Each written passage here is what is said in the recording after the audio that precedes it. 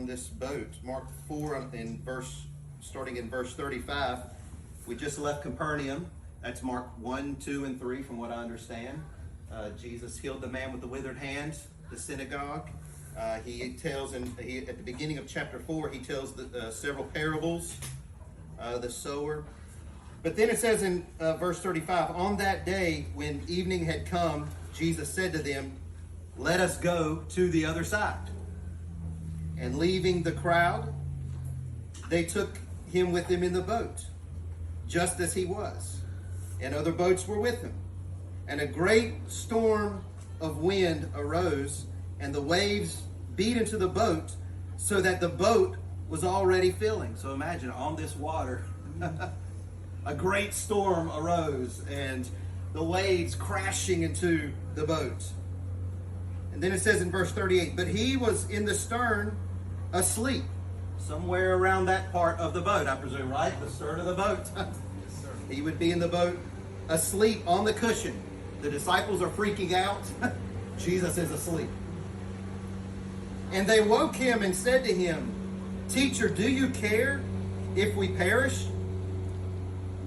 And I just want to stop there, because here's basically the thought that I had in my mind. The disciples are in the midst of the storm, and they literally think the boat is about to go down. Storms. I mean, it's a great analogy to life. Storms of life. I mean, think of COVID. We should have been here a year and a half ago, but a storm came. Think of the airport yesterday.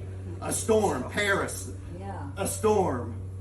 And just a little bit ago, another storm blew over. And we're so tempted when storms come. The first thing we ask Jesus to do is stop the storm. Yeah. Stop the storm. Stop the storm. Why is this stop the storm? We're so focused on stopping the storm, but sometimes God just allows storms to happen. You know?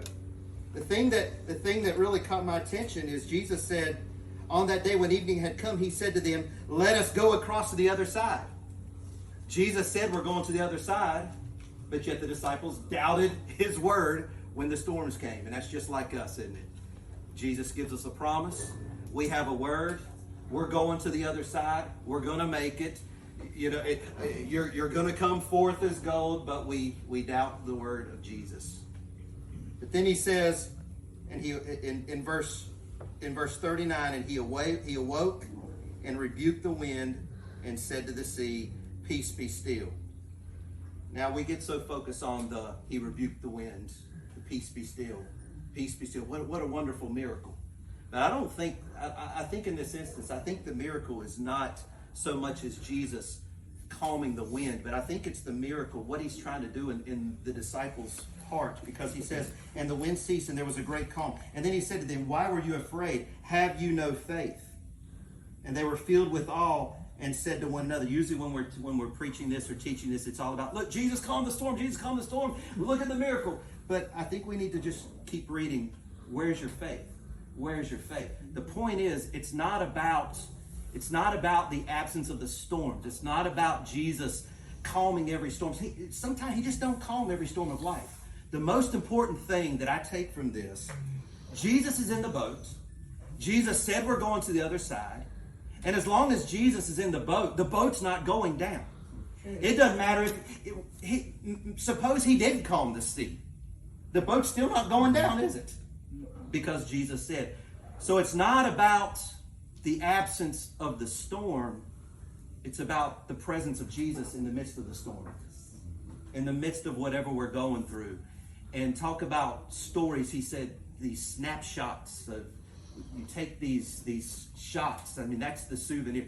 Think of everything that, as we process, as Dad said, as we process everything, we're probably going to look back on this and we're just going to have a story of the presence of Jesus and how we've experienced the presence of Jesus. So my prayer throughout this trip, and as I laid awake for probably 4 hours, waking up at like 1 o'clock and just laying there, I was praying. I literally was praying. I just want to grow closer to you. I want to sense your presence. I got a lot of storms I wish Jesus would take care of, but whether he takes care of them or not, if If I've got his presence, I'm good. And it's the same thing with everybody here. You've got his presence. The boat is not going down. The boat's not going down. You've got his, hold to his presence. Better is one day in his house. We have the house of God with us all the time. The presence of God with us all the time. That's all we could ask for.